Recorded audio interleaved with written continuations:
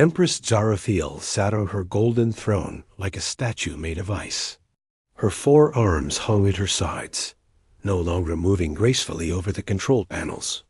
The tactical display in front of her showed something that should have been impossible. 3,000 human warships surrounded her fleet like a metal storm. Her beautiful crystal ships, which had conquered 17 star systems, now looked like toys floating in an ocean of predators. Each human vessel was more advanced than her intelligence reports had ever suggested.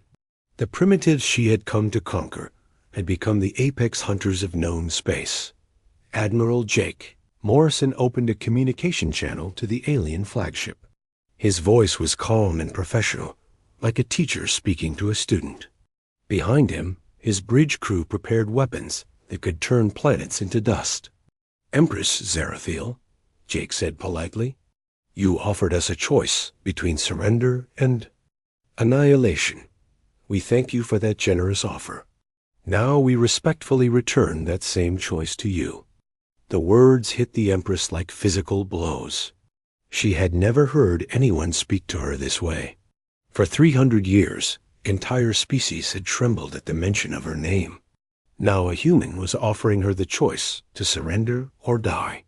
"You cannot be serious," the Empress said, her musical voice cracking. "The Zephyrian Empire spans 50 star systems. We have fleets throughout the galaxy. You cannot defeat us all." Jake's smile was visible on the communication screen. It was not a cruel smile, but it was confident. "Empress, with respect, you brought 300 ships to our home. We brought 10 ships for every one of yours. What do you think that says about our capabilities?" Around the alien fleet, human ships moved with precision that spoke of years, of planning and practice. Each squadron knew its exact position and role. This wasn't a desperate defense thrown together at the last moment. This was a perfectly orchestrated demonstration of Power Dot Commander Nick Phillips coordinated the tactical network from his underground bunker on Earth. His computers linked all 3,000 human ships into a single devastating weapon.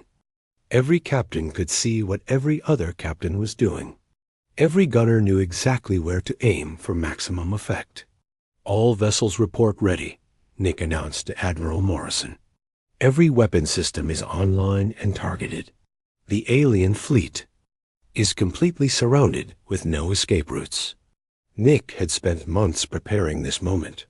The Zephyrians thought of space battles as individual ships fighting each other.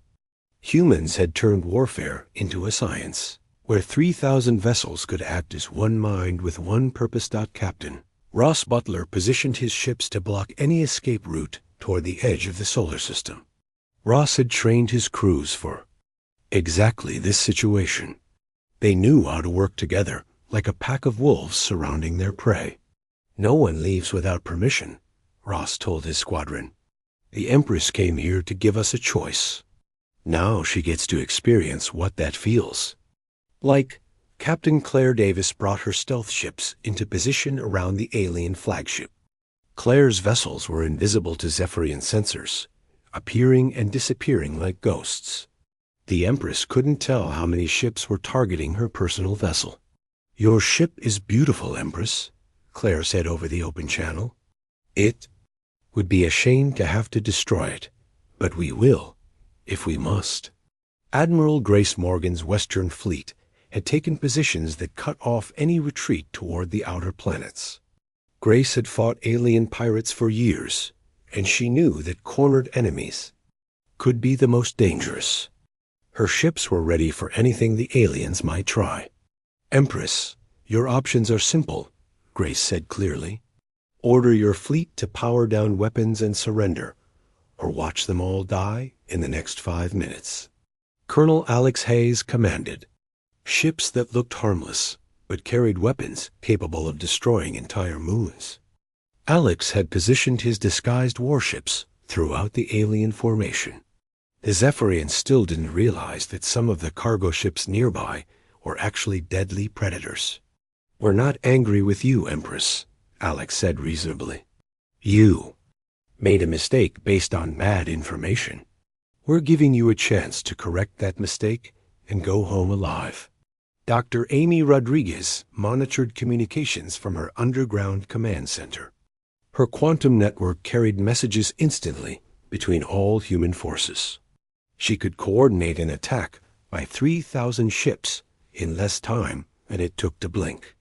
"Admiral, all fleets report ready for final phase," Amy said to Jake Morrison. "One word from you and the alien fleet ceases to exist." Empress Zarathiel looked around her throne room at her advisors. These were the same beings who had told her that humans were primitive and weak. Now those advisors cowered behind their control panels, afraid to meet her eyes. "My Empress," one advisor whispered, "perhaps we should consider their offer." "We?" Never expected resistance like this. The Empress wanted to refuse. She wanted to order her ships to fight to the death rather than surrender to a species she had thought inferior. But she was not foolish enough to sacrifice 300 ships and their crews for her pride. "How do I know you will honor a surrender?" The Empress asked Jake Morrison. "Because we're not conquerors, Empress," Jake replied. "We're defenders. We don't want your empire. We just want you to leave us alone and never come back." Commander Steve Patterson's Eastern Fleet had taken position to escort the alien ships out of the solar system once they surrendered. Steve believed in giving defeated enemies a way to retreat with dignity as long as they never returned. "Safe passage to the edge of our territory, Empress," Steve said. "That's our offer. Take your ships and go home. Tell your empire that Earth is not available for conquest." The tactical display showed the Empress exactly how hopeless her situation was. 3,000 human warships surrounded her fleet like a steel cage. Each one carried weapons she had never seen before and technologies she didn't understand. Empress Zarathiel realized that she had made the greatest mistake in the history of the Zephyrian Empire. She had attacked a species that was far more dangerous than any she had ever encountered. The humans hadn't just built ships. They had built themselves into something that made her mighty empire look weak and unprepared. I accept your terms," the Empress said quietly. "All Zephyrian ships will power down weapons and accept escort out of your territory." Jake Morrison nodded respectfully. "Thank you, Empress. You've made a wise choice. Your ships will be escorted safely to the edge of our space. But understand this clearly. If any Zephyrian vessel ever enters human territory again, we will not offer surrender as an option." As the alien ships powered down their weapons and accepted human escort, word of the encounter began to spread across the galaxy. The species that everyone thought was young and weak had just defeated the mighty Zephyrian Empire without firing a single shot. From that day forward, no alien empire would ever again underestimate the children of Earth, humanity had announced, itself as the galaxy's newest superpower, and they had done so with overwhelming, undeniable force. The universe would never be the same. Admiral Jake Morrison stood on his bridge, looking at the alien fleet surrounded by his ships. The Empress probably thought this was all of humanity's forces. She was wrong. Jake pressed a single button on his command chair and spoke 2 words into his microphone. "Execute blackout." Those 2 words traveled instantly across the galaxy through Dr. Amy Rodriguez's quantum communication network. In 12 different star systems, automated factories that had been working in secret for decades received the signal. Machines that had been building ships for 20 years suddenly came alive. The real fleet was about to arrive. Commander Steve Patterson was the first to see them coming. Steve commanded the Eastern Fleet, and his ships were positioned at the edge of the solar system, where they could watch for new arrivals. His sensors started detecting massive energy signatures in deep space. "Admiral Morrison," Steve said into his radio, his voice excited. "You need to see this. Long-range sensors are picking up jump signatures. A lot of them.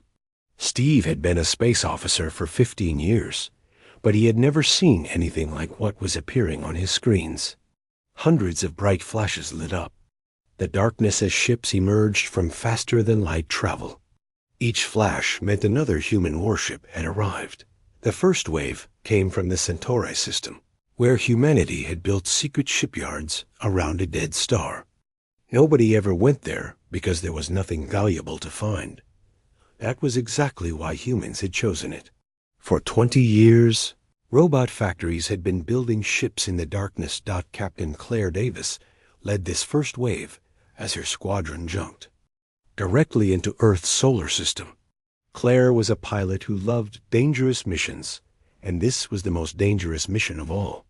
Her ships had been built inside the hollow core of a rogue planet that drifted between the stars. "Greetings from the Ghost Fleet," Claire said over the radio as her ships appeared behind the alien formation. "Sorry we're late to the party." Claire's ships were painted black and designed to be invisible. They had been drifting through space for months, looking like debris or asteroids. Now they revealed their true nature as some of the most advanced warships ever built. Empress Zarathiel watched her tactical display in growing terror. Where hundreds of human ships had been, now there were thousands. The screen was filling with red dots, each one representing an enemy vessel. Her beautiful crystal fleet looked tiny in comparison. How is this possible? She whispered to herself. Her 4 arms trembled as she tried to count the enemy ships, but new ones kept appearing faster than she could track them. Her advisor was pressing buttons frantically, trying to get accurate sensor readings. "My Empress, our computers cannot process this much data. There are too many ships to count." The second wave arrived from the Vega system, where humans had built factories inside a ring of asteroids. These ships were different from the first wave. They were bigger and carried weapons designed to fight multiple enemies at once. Their hulls were covered in armor that could repair itself during battle. Captain Tony Miller commanded one of these heavy cruisers as it emerged from hyperspace. Tony was a quiet man who preferred to let his actions speak for him. His ship alone carried enough firepower to destroy a small moon. "Heavy squadron reporting for duty," Tony said simply. "Where do? You want us?" The aliens had never seen ships this large operated by humans. In their experience, younger species built small, weak vessels. These human ships were the size of space stations, but they moved like fighters. From the Wolf system came the third wave, led by Commander Lisa Park. Lisa had spent 5 years living in a hidden base built inside a comet. Her ships specialized in electronic warfare designed to confuse and blind enemy sensors. "Beginning electronic assault," Lisa announced as her ships took position. Immediately, the alien fleet's sensors began malfunctioning. Their computers couldn't tell the difference between real ships and false images. The aliens found themselves shooting at targets that weren't there while missing real threats that appeared from unexpected directions. Lisa's ships were making the battle even more confusing for the already overwhelmed Zephyrian Fleet. Dr. Amy Rodriguez watched her communication screens light up with reports from across the galaxy. Hidden bases were emptying their secret fleets and sending them toward Earth. Each base had been working independently for decades, but now they were all part of one massive operation. "Admiral, I'm receiving confirmation from all sectors," Amy reported to Jake Morrison. "Every hidden fleet is now active and heading for our position." Jake nodded grimly. Project Prometheus had been humanity's greatest secret. While the aliens thought humans were a young, weak species, humanity had actually been preparing for galactic war for 50 years. The fourth wave came from the Sirius system, where ships had been built in underwater factories on an ocean world. These vessels were designed for long-range combat, carrying missiles that could track targets across entire star systems. Captain Mark Johnson led this wave as they emerged from hyperspace in perfect formation. Mark was an older officer who had helped design the ships he now commanded. He knew every bolt and wire in his vessel. "Long-range squadron in position," Mark reported. "We have target locks on all enemy vessels." The aliens watched in horror as missile tubes opened on hundreds of human ships. Each missile was guided by artificial intelligence and could change targets during flight. The Zephyrians had never faced weapons this smart before, from hidden bases in nebulae, from camouflaged stations orbiting dead worlds, from ships that had been drifting powerless in the void. Humanity's secret fleet continued to arrive. Each new wave brought different types of vessels with different capabilities. Commander Sarah Williams brought stealth ships from the Arcturus system. Captain David Stone led heavy assault vessels from the Polaris sector. Lieutenant Colonel Mike Chun commanded support ships, carrying repair drones and medical facilities. Every ship represented years of careful planning and preparation. Humanity had learned from every alien species they had encountered, stealing their best ideas and improving on them. The result was a fleet that combined the advantages of dozens of different technologies. Empress Zarathiel finally understood the truth. The species she had dismissed as primitive had spent decades becoming something far more dangerous than her empire had ever faced. These weren't desperate defenders fighting for their lives. These were apex predators who had been waiting for someone to threaten them. "My Empress," her advisor said quietly, "our scanners now detect over 2,000 enemy vessels, and more are still arriving." The Empress closed her black eyes and felt the weight of her mistake. She had brought 300 ships to conquer what she thought was a weak species. Instead, she had awakened something that made her mighty empire look small and helpless. The children of Earth had grown up, and they had become the most dangerous force in the galaxy. Empress Zarathiel was drinking sweet alien wine when her sensors started screaming. The throne room filled with red warning lights and loud alarms. Her 4 arms moved quickly to silence the noise, but her eyes stayed locked on the main screen. Behind her fleet, where empty space had been just moments before, human ships were appearing. Not 1 or 2 ships, dozens of them. They came out of nowhere, like ghosts becoming real. Each ship was sleek and black, with weapons that glowed blue in the darkness. "What is this?" the Empress demanded. Her voice was no longer calm and musical. It was sharp with surprise and anger. Her advisor was pressing buttons frantically, trying to understand what the sensors were showing. "My Empress, I don't know. Our scans showed empty space. There should be nothing there, but there was something there. A lot of something." Captain Ross Butler's voice echoed across the human communication network as his ship emerged from its hiding place inside an asteroid. "All units, this is Hammer Squadron. We are clear of the rocks and ready for action." Ross had been cramped inside the hollowed-out asteroid for months, but now his ship was free. Around him, dozens of other asteroids split open like eggs, revealing the warships hidden inside. The asteroid belt had been turned into a giant trap. Ross was a big man who loved to laugh, but he wasn't laughing now. His face was serious as he looked at the alien fleet on his screen. "Target the rear ships first," he told his crew. "Don't let any of them escape to warn the Empire." The Empress watched in growing alarm as more human ships appeared. These weren't the primitive vessels her spies had described. These ships had smooth hulls that seemed to bend light around them. Their weapons were unlike anything she had seen before. "How many ships do they have?" she asked her advisor. "Scanning now, my Empress." The advisor's 6 arms worked at different control panels. "I count 50. No, 70. No, wait." His voice got quieter. "The number keeps growing." From behind Jupiter came Admiral Grace, Morgan's Western Fleet. Grace stood on her bridge, watching the alien formation through her ship's cameras. She was a woman who had fought alien pirates for years, and she knew their weaknesses. "All ships maintain formation," Grace said calmly. Remember your training. These aliens have never fought humans before. They don't know what we can do." Grace's ships came around Jupiter like a pack of wolves. They moved in perfect coordination, each captain knowing exactly what to do. These weren't desperate defenders trying to protect their home. These were hunters who had been waiting for their prey. The alien ships tried to turn and face this new threat, but their formation was built for attacking a weak enemy, not for defending against attacks from multiple directions. The crystal ships bumped into each other as they tried to reorganize.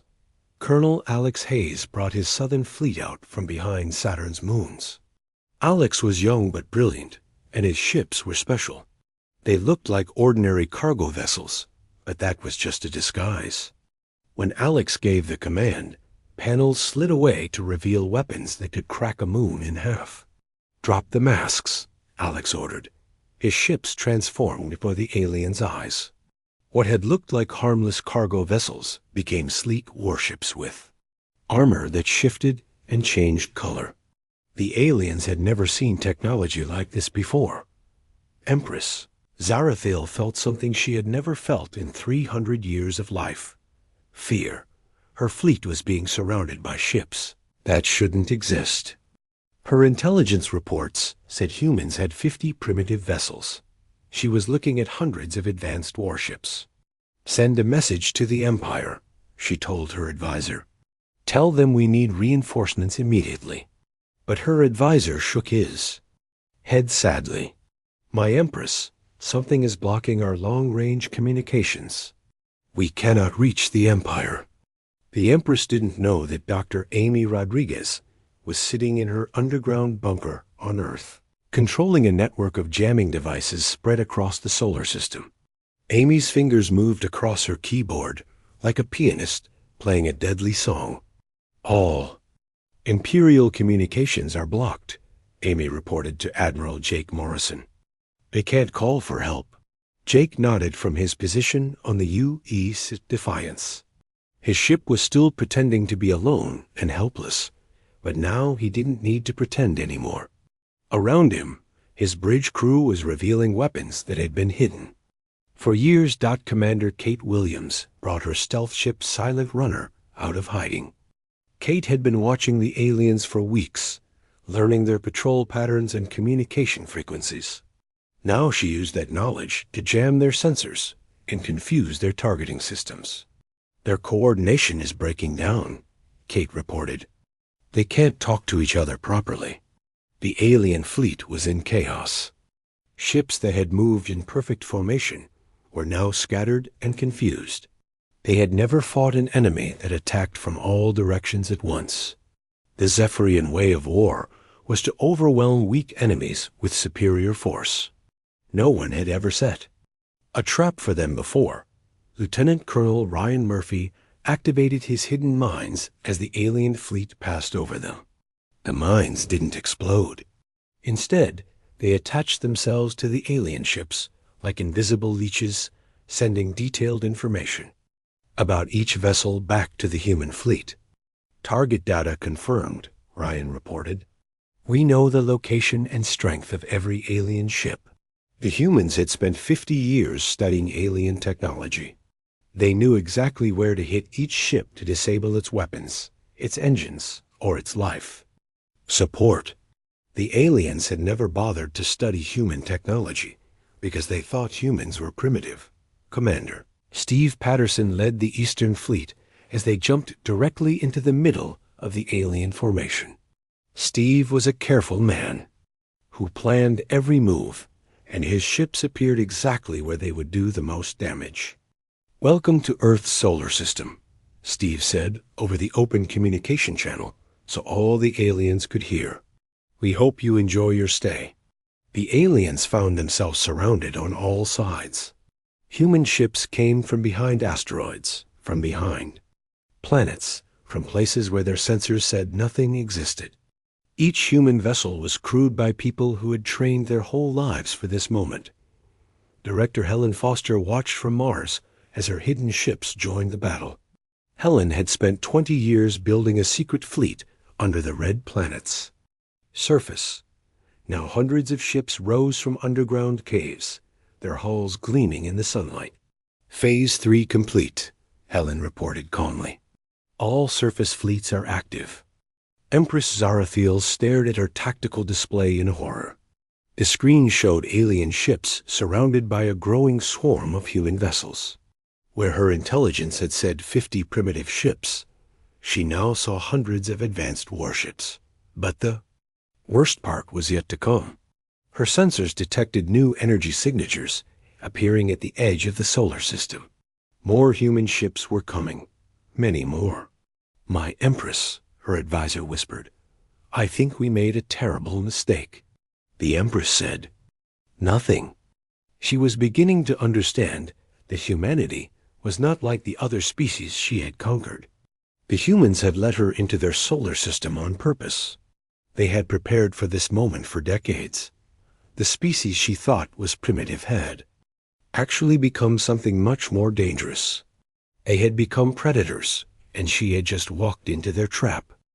Empress Zarathiel read the message from Earth for the third time. She could not believe what the humans had sent her. The message was short and simple. "We respectfully decline your generous offer.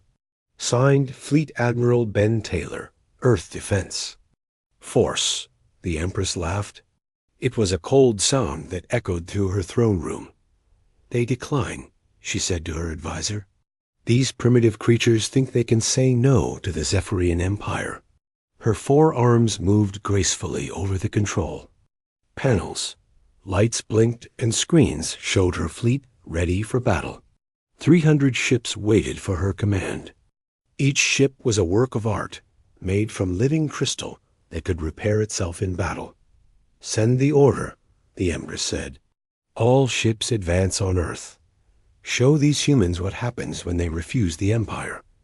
Her advisor bowed low. "Yes, my Empress. Should we offer them one last chance to surrender?" "No," the Empress said, her black eyes cold as space. "They had their chance. Now they will watch their world burn." The Zephyrian fleet began to move. 300 crystal ships glided through space like deadly flowers. They moved in perfect formation, their hulls glowing with blue energy.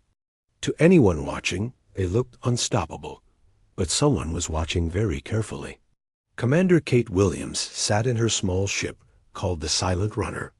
Her ship was painted black and designed to be invisible. Kate was a quiet woman with sharp eyes and steady hands. She had been hiding in the asteroid belt for weeks, watching the aliens. "Target confirmed," Kate whispered into her radio. "The alien fleet is moving toward Earth. They're coming in just like we predicted." Kate's ship was equipped with the best sensors Earth had ever built. She could see everything the aliens were doing, but they couldn't see her. Her job was to watch and report. But she was also doing something else. Kate pressed a button on her control panel. Far away, hidden devices began to wake up. These devices had been floating in space for months, invisible and waiting. They weren't weapons. They were something much more important. Lieutenant Colonel Ryan Murphy felt his small ship shake as the alien fleet passed nearby. He was hiding inside a dead asteroid, watching through a tiny camera. The Zephyrian ships were so close he could see their crystal hulls glowing in the starlight. "Phase 1 complete," Ryan said quietly into his radio. "The mice are in the maze." Ryan had spent months placing invisible mines along the path. The aliens would take to Earth. These mines weren't meant to explode. They were meant to watch and guide. Every move the aliens made was being recorded and sent back to Earth. The aliens thought they were choosing their own path to Earth. They had no idea that humans had built invisible walls in space, gently pushing them exactly where they wanted them to go. On Mars, Director Helen Foster watched her screens with satisfaction. The red planet looked normal from space, but underneath its surface, something amazing was happening. Hidden factories that had been working for 20 years were finally ready. "Begin Phase 2. Helen said calmly. Deep under the Martian surface, huge doors began to open. Cave after cave revealed rows of spaceships. These weren't the small ships the aliens expected to fight. These were sleek warships with armor that could change color and weapons that could destroy asteroids. Helen had gray hair and kind eyes, but she had spent her whole life preparing for this moment. She had helped design every ship, every weapon, every secret base. Today, all that work would finally be revealed. Captain Ross Butler started his ship's engines deep inside a hollowed-out asteroid. He had been living in this rock for 3 months, with his crew waiting for this moment. Ross was a big man with strong hands and a gentle voice. His crew trusted him completely. "All right, everyone," Ross said to his crew. "This is what we've been training for. Remember, we're not just fighting for Earth. We're fighting to show the galaxy that humans will never be slaves."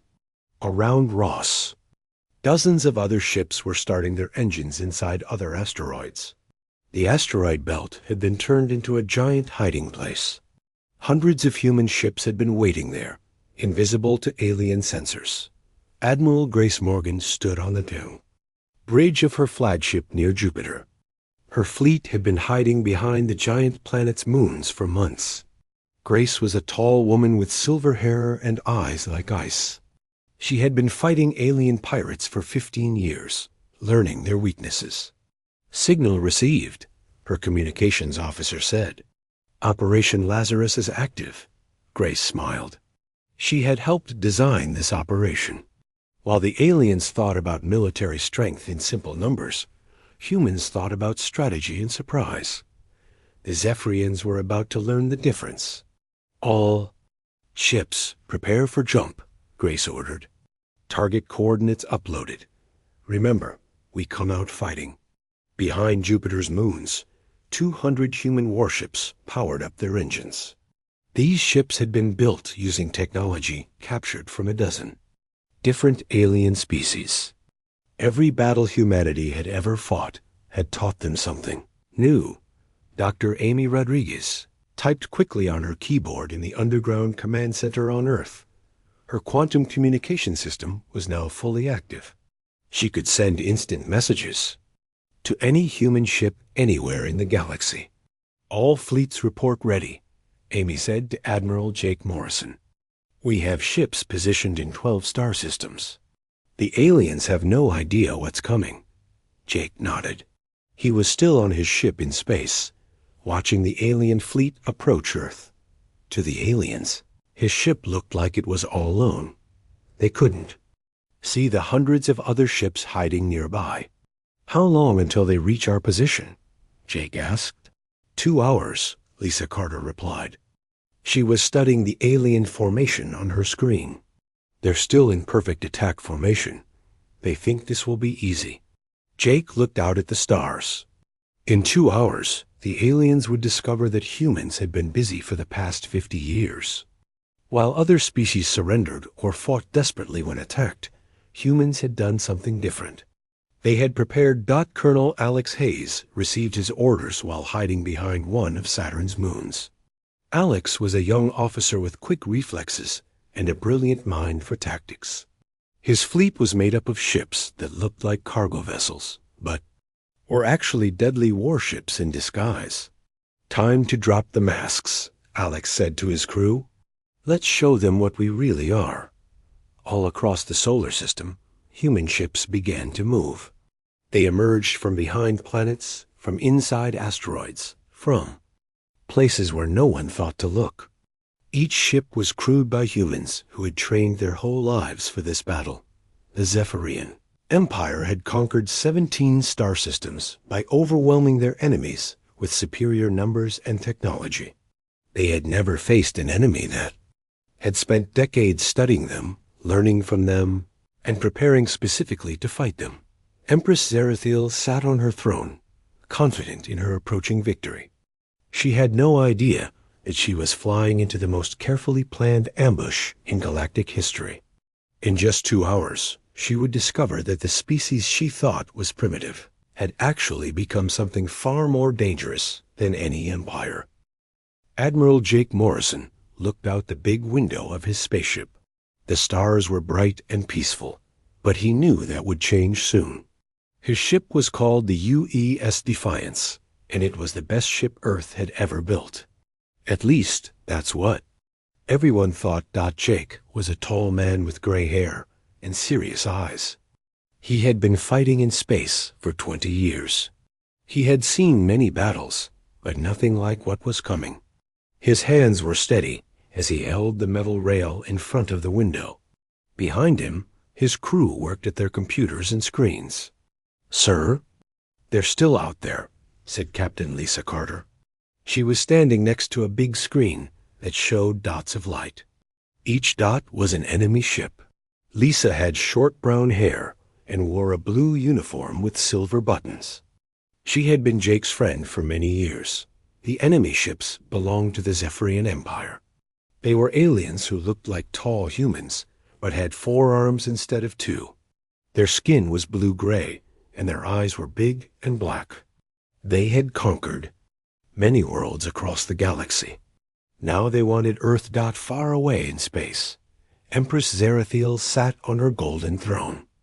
Her throne room was huge and filled with blue light.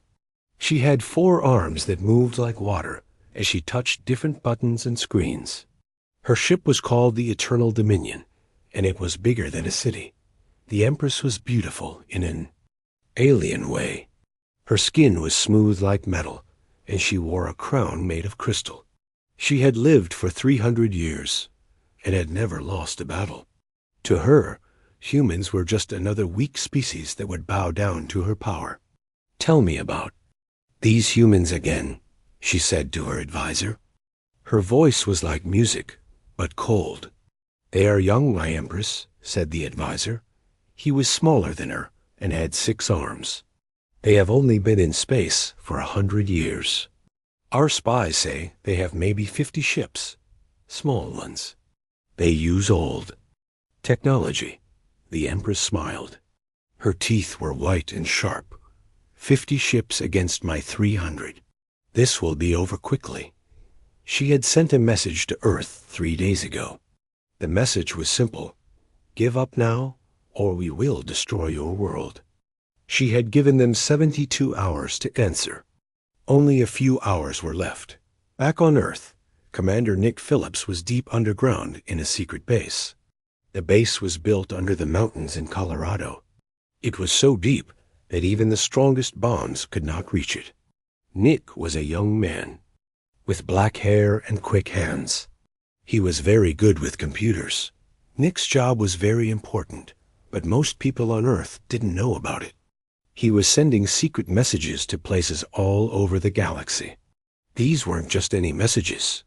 They were wake-up calls to humanity's biggest secret. "All stations, this is command," Nick spoke into his microphone. "Project Prometheus is now active. Repeat, Prometheus is active." Around the galaxy, in places no one would think to look, his messages were being received. Hidden bases that had been quiet for years started to wake up. Machines that had been sleeping began to move. Lights came on in secret places. Dr. Amy Rodriguez was working in another part of the underground base. She was a smart woman with long red hair and glasses. Her job was to build a special communication system. This system could send messages faster than light across the whole galaxy. Amy's hands moved quickly over her keyboard. Numbers and letters appeared on her screen. "Jake, can you hear me?" she said into her headset. "I hear you, Amy," came Jake's voice from space. "How much longer?" 5 minutes, Amy said. "Maybe less. The quantum array is almost ready." "Good. We're running out of time." Amy looked at her screen. In just a few minutes, she would send a signal that would change everything. The Zephyrians thought they were fighting 50 human ships. They had no idea what was really coming. On his ship, Jake walked over to Lisa. She was still watching the enemy fleet on her screen. The alien ships looked like giant crystals floating in space. They were beautiful, but deadly. Any word from Earth? Jake asked. The government is still pretending to think about the Empress's offer, Lisa said. They're buying us time. Jake nodded. The plan was working. While the politicians on Earth acted scared and confused, the real preparations were happening in secret. Humanity had been getting ready for this day for 50 years. Commander Ryan Murphy was on a small ship near the edge of the solar system. His ship was so small and quiet that the aliens couldn't see it. Ryan was a soldier with strong arms and a careful mind. His job was to watch the enemy and report what they did. They're moving, Ryan said into his radio. The alien fleet is starting to come toward Earth. Ryan's ship was surrounded by invisible mines. These mines weren't meant to blow up the alien ships. They were meant to watch them and tell the human fleet exactly where they were going. On Mars, Director Helen Foster stood in a huge underground cave. The cave was filled with spaceships, hundreds of them. They had been built in secret over many years. Helen was an older woman with white hair and wise eyes. She had helped plan this moment for decades. Begin launch sequence, Helen said calmly. The cave started to shake. One by one, the hidden ships began to start their engines. These weren't the small ships the aliens expected. These were warships built with technology stolen from many different alien species. Humanity had been learning and building for a long time. Back in space, Jake received the message he had been waiting for. Amy's voice came through clearly. Admiral Morrison, Lazarus Protocol is now active. All assets are in position. Jake smiled for the first time in days. He looked out at the approaching alien fleet. 300 ships that thought they were going to conquer Earth. They had no idea that they were flying into the biggest trap in galactic history. The Empress was about to learn that humanity was not like the other species she had conquered. Humans were different. When they were threatened, they didn't just fight back. They planned. They prepared. They made sure that no one would ever threaten them again. The battle for Earth was about to begin, but it wouldn't be the battle anyone expected.